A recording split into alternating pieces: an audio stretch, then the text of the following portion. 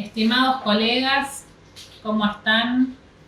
Nos volvemos a encontrar virtualmente y en esta oportunidad para invitarlos a compartir esta conferencia sobre el Pacto Social y Económico para la República Argentina a cargo del doctor Ernesto Celdeiro.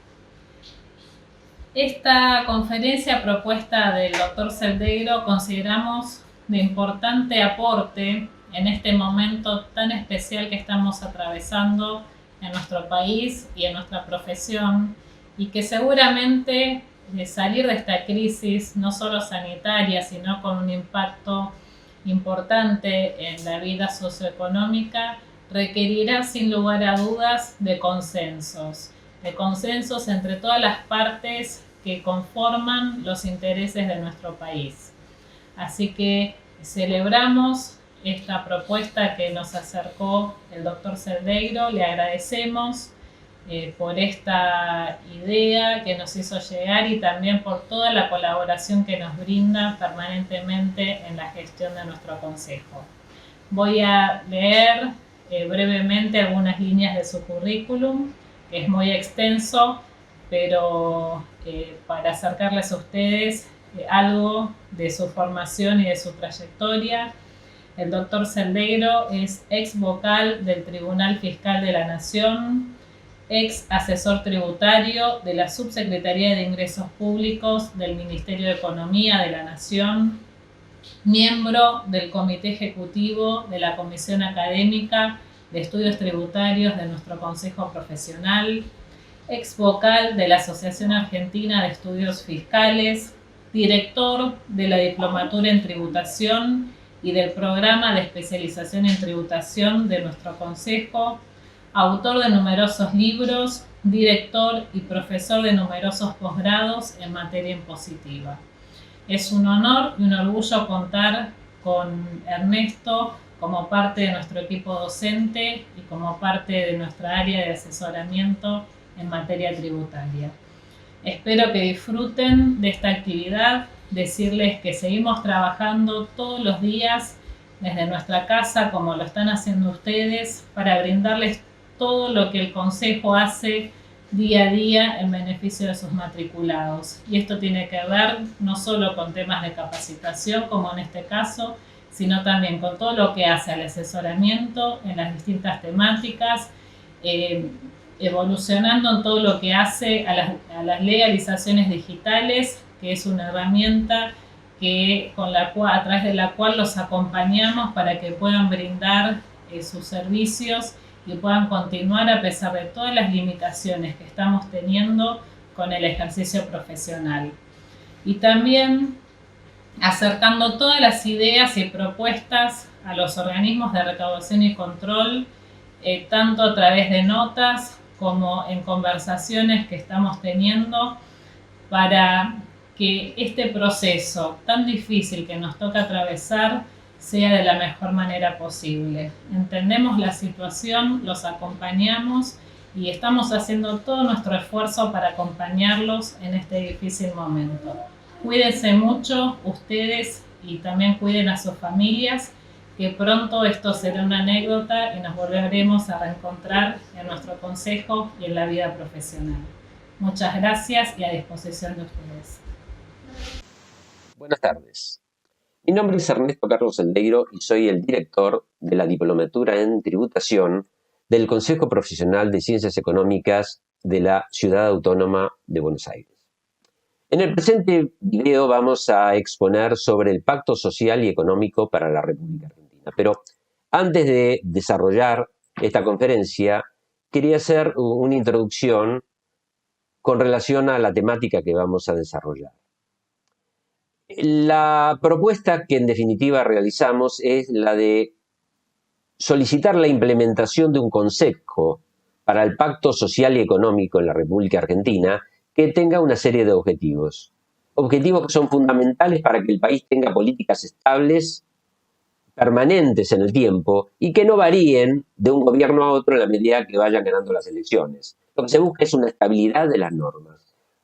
Y para el logro de estos objetivos hemos pensado en enumerar una serie de ítems que obviamente pueden ser modificados y variados según la coyuntura por la que atraviesa el país en su momento, pero que refieren particularmente a temas tales como la reforma tributaria, el desarrollo inclusivo, la política de vivienda, de seguridad, el desarrollo de las pymes, etc.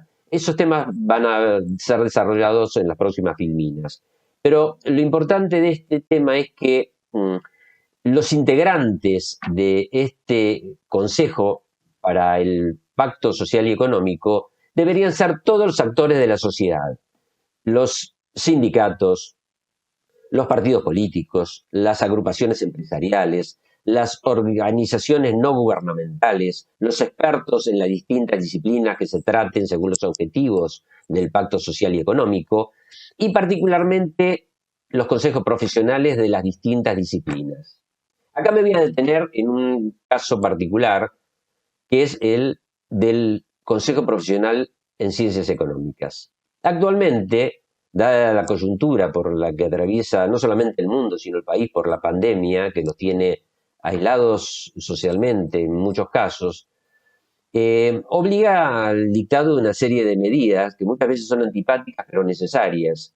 En este sentido, el Consejo Profesional ha puesto a disposición del gobierno nacional todas sus capacidades y se han logrado un fructífero diálogo e interacción entre el Consejo Profesional y autoridades nacionales tales como la Subsecretaría de Ingresos Públicos, la Administración Federal de Ingresos Públicos, es decir, la FIP, la Subsecretaría de Pymes y otros organismos más que en estos momentos no recuerdo, pero que hemos logrado establecer un diálogo fructífero, continuo, con encuentros técnico-tributarios, donde el Consejo ha hecho muchas propuestas, de las cuales gran cantidad han sido receptadas y han derivado en la sanción de normas beneficiosas para los ciudadanos, para nuestra matrícula y en general para toda la sociedad.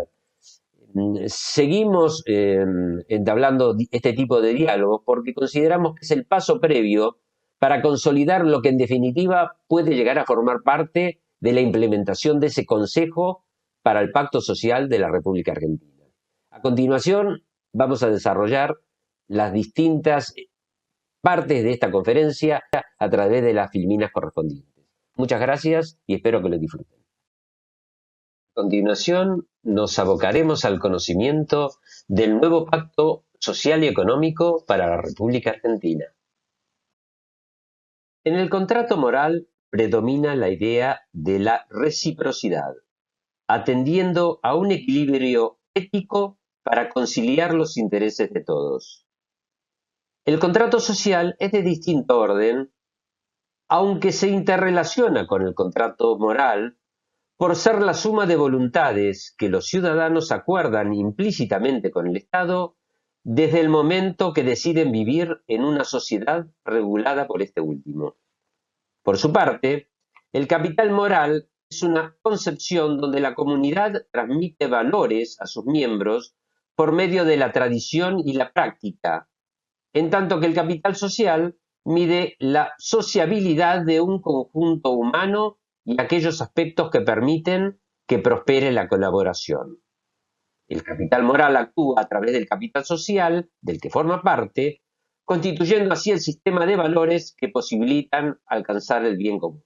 Ahora bien, para que el contrato moral, el contrato social y el capital social se interrelacionen en la búsqueda del bienestar general, se requieren consensos imprescindibles. De esos consensos surgirán pactos para un desarrollo moral inclusivo y sustentable. La pandemia nos obliga a cambios rotundos. Por ello, teniendo en cuenta la grave situación que atraviesa el mundo y el aislamiento social obligatorio, se están disponiendo medidas sociales, económicas y fiscales para paliar principalmente la crítica situación de los sectores más afectados de la población. Por ello, se habla ya de un nuevo paradigma. Pensamos que tal vez esta sea la oportunidad de un nuevo comienzo en nuestra forma de vivir que nos pone a repensar nuestra vida laboral y personal. La moral y la ética que deberán prevalecer son construcciones teóricas amplias, complejas y abstractas que no tienen una definición precisa y que no solo responden al orden jurídico, sino que pertenecen a un concepto más amplio relacionado con los valores propios del ser humano. Y es en esta nueva sociedad que se está construyendo donde nosotros debemos entregar nuestras máximas energías para hacer de este país y de este mundo un lugar donde prevalezcan los principios éticos que nos permitan avanzar como una sociedad civilizada. Hablamos de un camino hacia la unidad.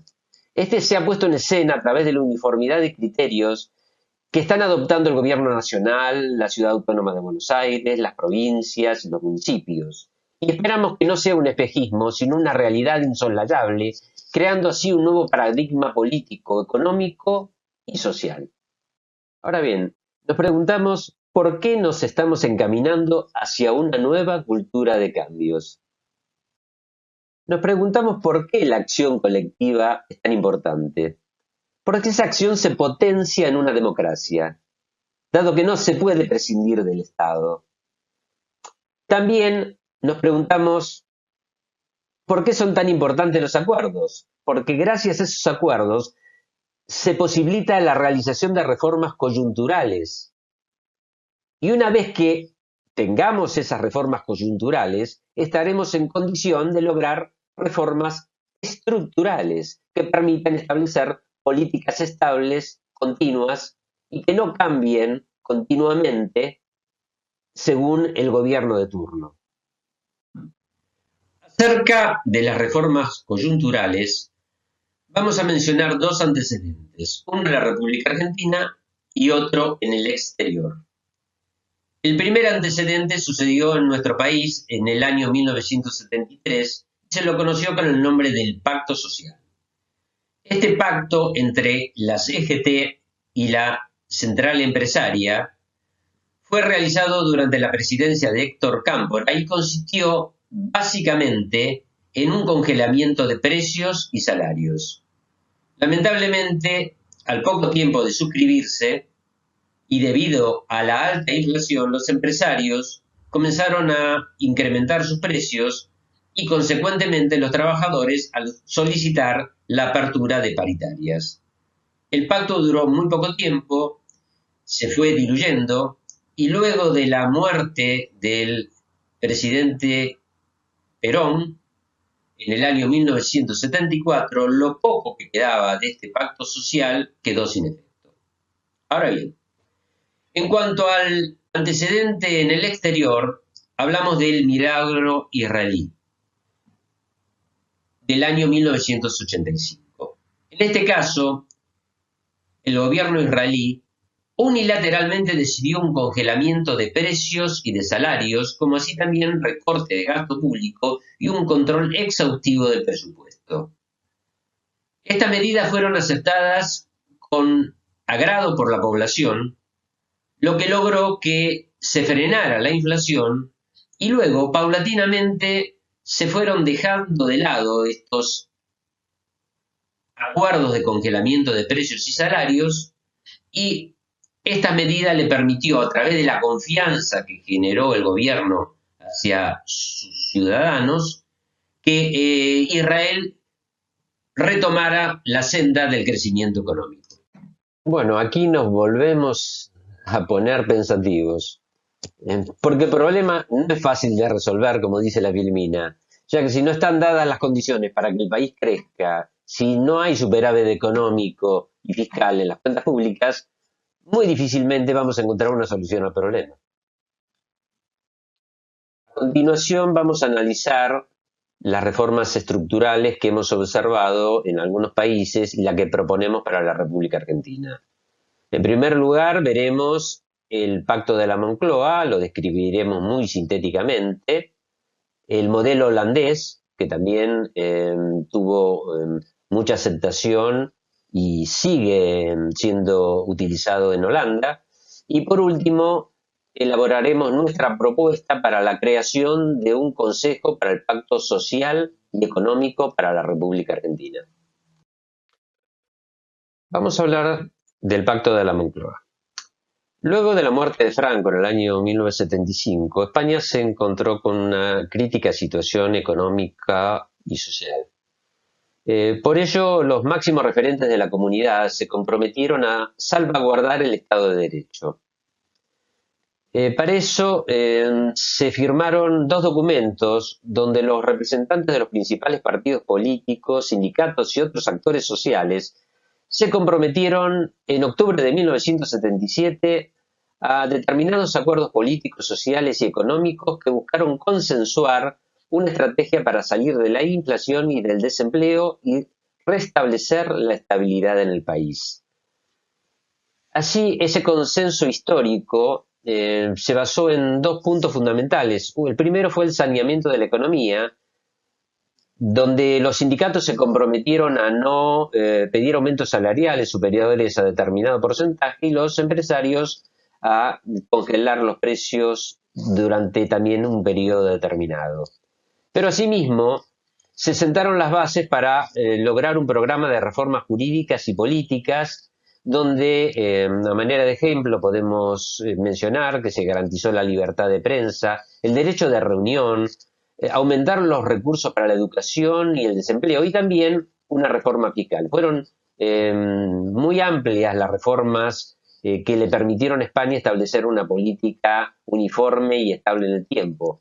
Recuerdo que Felipe González, cuando vino acá al país, dijo, hablando del Pacto de la Moncloa, que en el mismo, palabras textuales de él, definimos lo importante y con otros aspectos podríamos discrepar, pero todo proyecto de país requiere de consensos básicos que generen confianza. Respecto del modelo holandés, también denominado Model Polder, es dable destacar que aquí hay una ley de creación del Consejo Económico y Social de los Países Bajos. Es muy importante tener en cuenta este aspecto, dado que es lo que nosotros proponemos se haga en la República Argentina. Está integrado por miembros de sindicatos, de miembros de la industria, asesores expertos, ONG, y no es solventado por el Estado holandés, sino que es autofinanciado por el Fondo Nacional de Desempleo, que está aportado por los sectores industriales. En cuanto a la misión del Consejo Económico y Social, es la de crear consensos sobre políticas sociales y económicas. Es decir, lo que se busca acá es que se establezcan políticas de Estado con continuidad. Y por último, comentamos que las resoluciones de este Consejo Económico no son vinculantes, es decir, el Consejo funciona como un organismo consultivo. El proceso para lograr las reformas estructurales parte de un diálogo entre las partes. De ese diálogo surge una negociación y de la misma podemos tener acuerdos para lograr reformas coyunturales y luego consensos para lograr reformas estructurales que después deriven en pactos permanentes. Para ello hay que creer en el diálogo y en la pluralidad y convocar a todos los actores de la sociedad. Hay que promover la cultura del encuentro donde triunfen las ideas. Recuerdo, por ejemplo, en el año 2008, cuando se cumplían 25 años de la democracia en la República Argentina, el doctor Alfonsín en su discurso dijo: los líderes deben plantar ideas, generar consensos. Los hombres pasan, pero las ideas quedan. También tenemos que creer en las coincidencias y no en las diferencias, consensuar acuerdos básicos y lograr políticas de Estado permanentes, porque de esa forma se puede garantizar la gobernabilidad y la seguridad jurídica y también generar confianza en la población. ¿Cómo implementamos el pacto social y económico? A través de un consejo. Este consejo debe ser creado por ley e integrado por diversos actores de la sociedad. Entre ellos mencionamos a todos los partidos políticos, los sindicatos, las asociaciones empresariales, las ONG, los consejos profesionales y también expertos en los temas que son materia de los objetivos del pacto social. El organismo debe ser de carácter consultivo y sus resoluciones no deben ser vinculantes, es decir, debe actuar como un organismo asesor del Congreso de la Nación para que este último dicte las leyes necesarias para implementar esos objetivos. En esta filmina vamos a observar una descripción meramente enunciativa de algunos objetivos del Pacto Social y Económico. Digo algunos objetivos porque seguramente algunos estudiosos del tema podrán encontrar interesante incorporar algunos nuevos objetivos o eliminar otros que están descritos en esta filmina. En lo que sí estoy seguro es que hay uno que es el más importante de todos, que es el primero, y que es el de promover la ética en todos los estamentos y propuestas, porque observen ustedes que la ética es la reflexión sobre el conjunto de conductas imperantes en la comunidad. Debe estar presente en todas las propuestas que conduzcan al pacto y constituir el principio rector que rija para todos los estratos sociales definidos por las características socioeconómicas, culturales y comunitarias del país.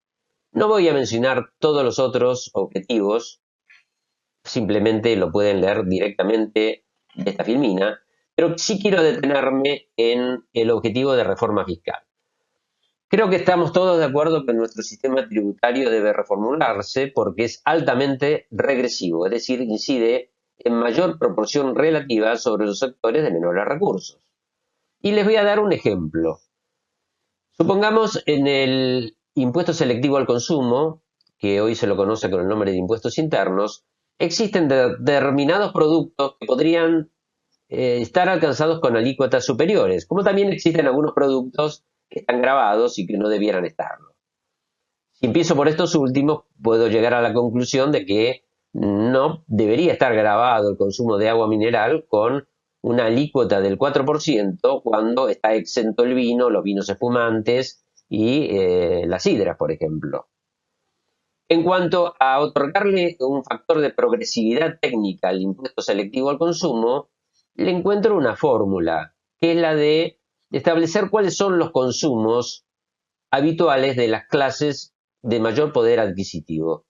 Si podemos identificar esos consumos, podríamos aplicarles una tasa superior porque esos sectores de la población están en mejores condiciones como para poder pagar mayores impuestos.